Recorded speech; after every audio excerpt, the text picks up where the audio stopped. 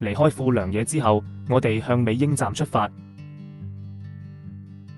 富良野去美英大約42分鐘。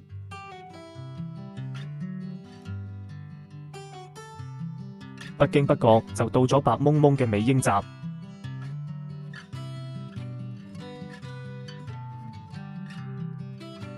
外面雖然落住大雪，JR 依然好準時到達。美英站都係冇電動樓梯嘅。落住大雪又攞住大件行李，多少有點不便。落雪依然有新鮮感，覺得好有 feel。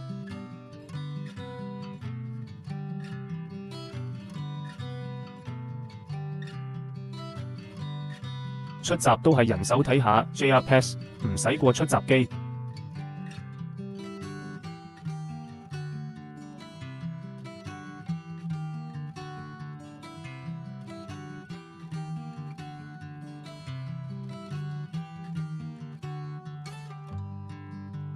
美英站和大多數 JR 站相似，站內同樣提供好多當地旅遊資訊。地上鋪滿積雪，拖着行李篋去酒店都有啲困難。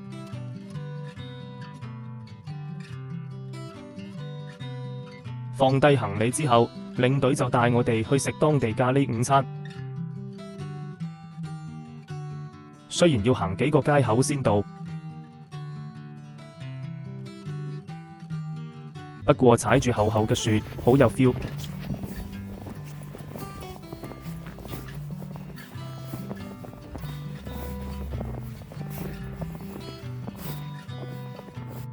當地人亦都開始忙碌中清理街道積雪。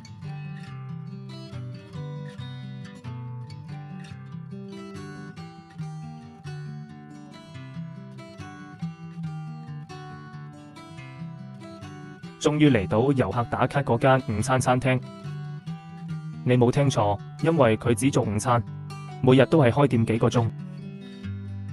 我哋剛好午餐時間到達。之前冇完滑雪場，現在有完咖喱飯。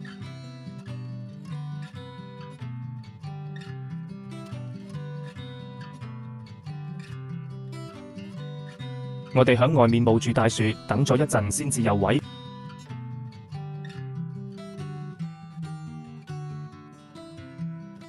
睇見隔離台韓國遊客叫咗炸雞，我哋都試下咖喱炸豬排和炸雞。食完飯又到散步時間，下一站目的地係去四季之塔。佢鶴立雞群，好容易望到。上到四季之塔，你可以望到成個美英嘅全景。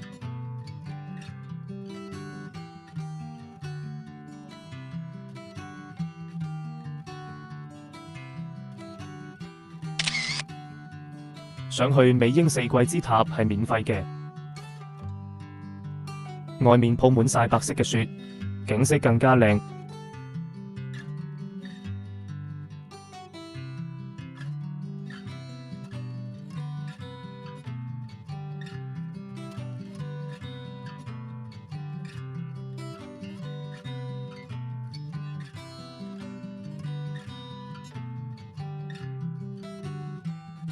要留意四季之塔嘅開放時間限制。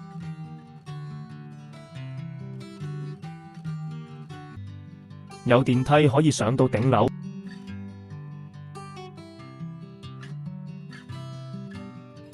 上到去360度美英全景呈現在眼前，一個遊客都冇，環境好清靜。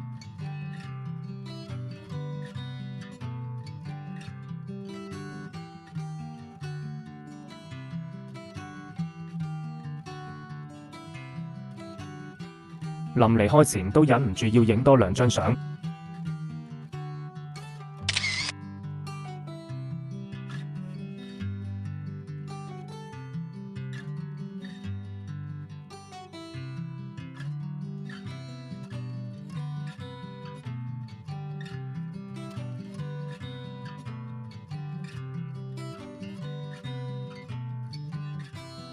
雪地上食雪糕，與夏天飲熱茶一樣咁爽。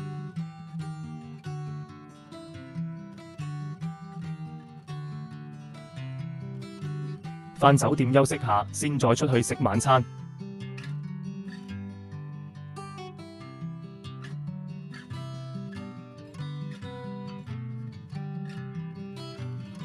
當地時間3點半左右已經開始天黑。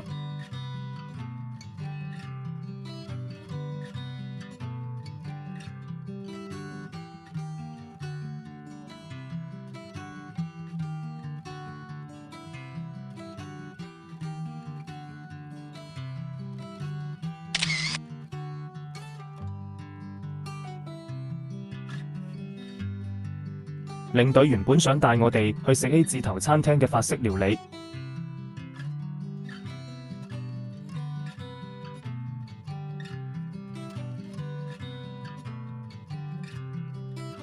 Oh no， 冇着燈喎，人呢？唔知係當日冇開定係已經關閉。撲咗個空，唯有 Plan B 去附近食蕎麥麵。食完蕎麥麵晚餐，又見唔到的士，唯有行返去酒店。看似那麼近，我哋都行咗半個鐘。冰天雪地，有車應該坐車。第3日一早起床，準備出發今日嘅景點，去睇白蘇瀑布和浸溫泉，車程大約半個鐘。出發前醫飽個肚先。今次酒店有包任食日式自助早餐。因為巴士班次比較疏落，記得睇清楚巴士時間。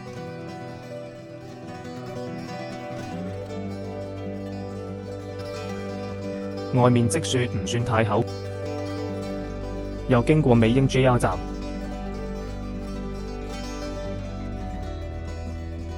我哋要揾嗰個巴士站就響美英站前面第2條街。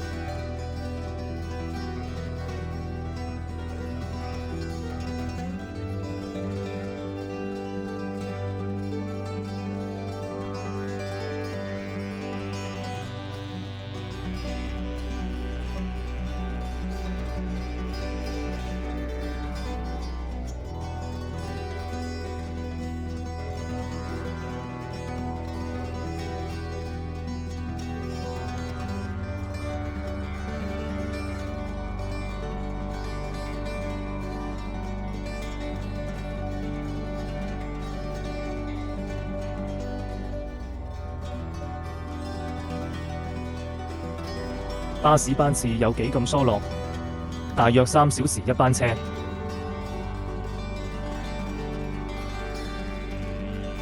呢部巴士都係用唔到 IC 卡嘅。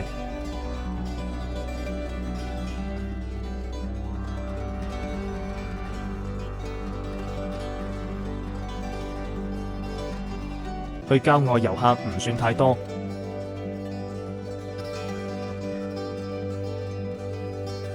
郊外地方依然鋪滿白茫茫一片。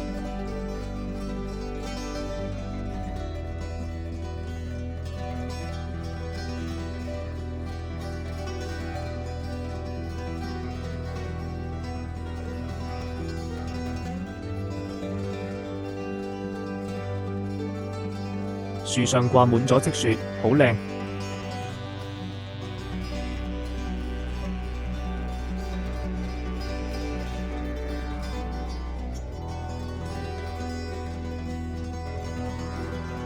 途中經過白金青祠站，原本計劃傍晚回程入去睇下，到時會有彩燈。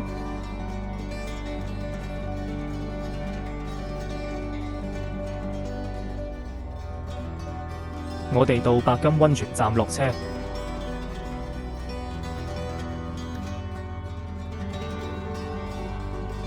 對面就係回程巴士站。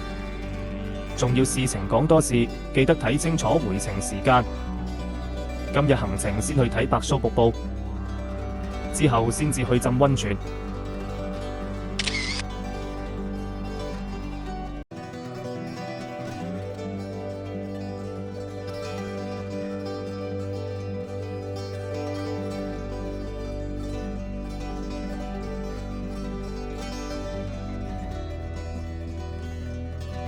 當時落住大雪，對面店都冇幾間營業。前面2位遊客小心閃親。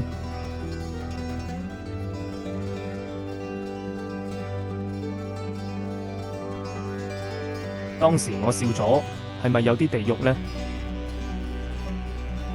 雖然穿住咗雪靴，雪地上都係要小心啲行。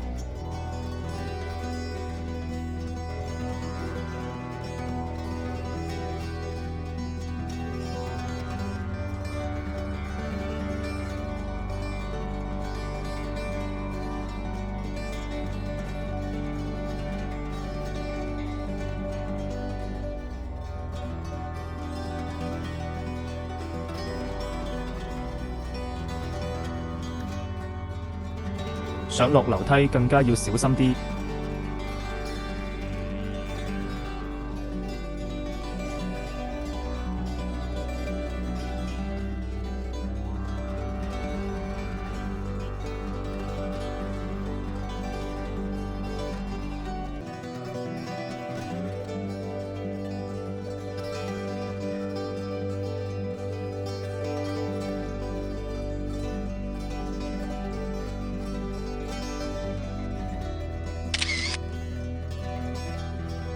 當日遊客唔多，唔會逼到爆。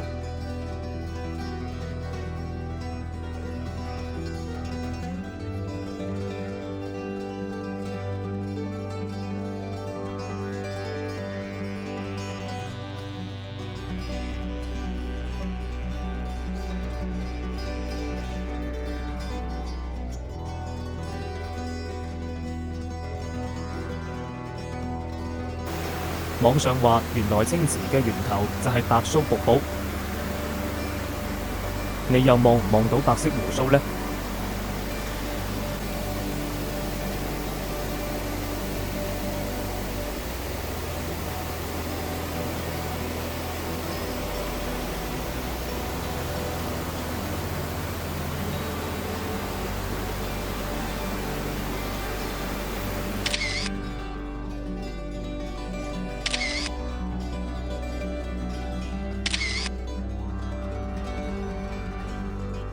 橋嘅另一邊景色一樣唔錯。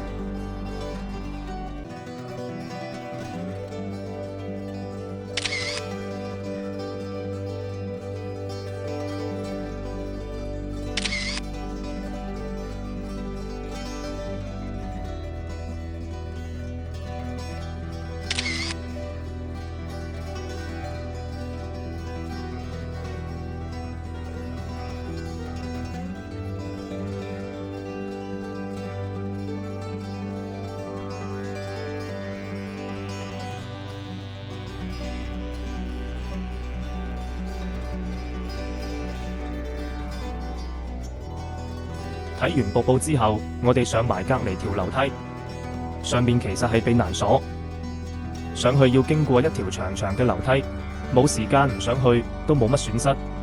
小朋友同老人家更加要量力而為。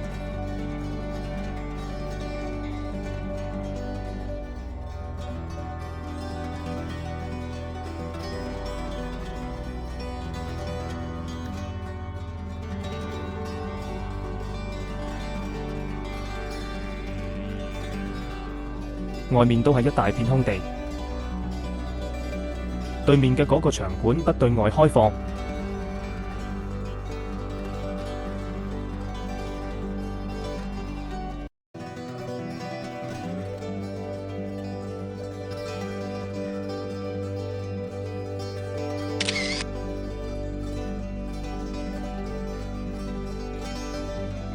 有兩個遊客響度嘗試體驗下鏟雪嘅滋味。感激真工作人員嘅辛勞。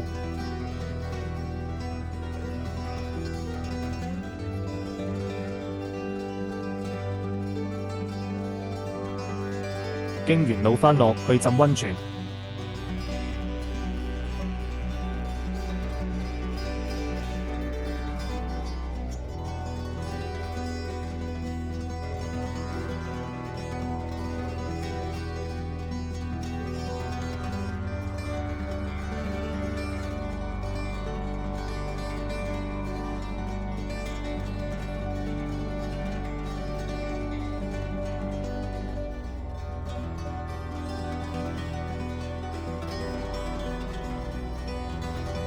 呢間溫泉有齊室內池、室外池同埋沖涼室。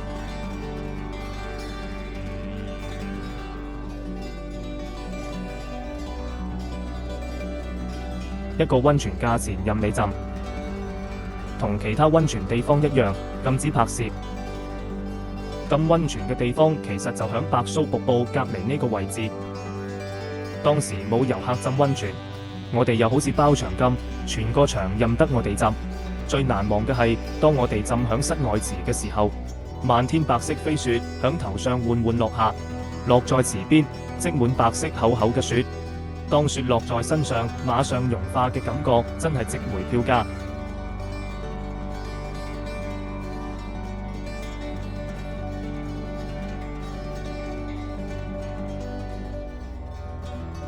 浸完溫泉之後，原本我哋諗住向呢間餐廳食午餐，殊不知當日佢俾人包咗場。附近有冇其他嘢食？要返市區都唔係立刻可以走，call的士嚟到或者等巴士都要半個鐘。上咗回程巴士，由於白金清池景點時間夾唔到，我哋放棄了。睇下時間，好似可以趕到下一班 JR 去玉川。我哋嗱臨返酒店攞埋行李，乘搭下一班 JR 往玉川出發。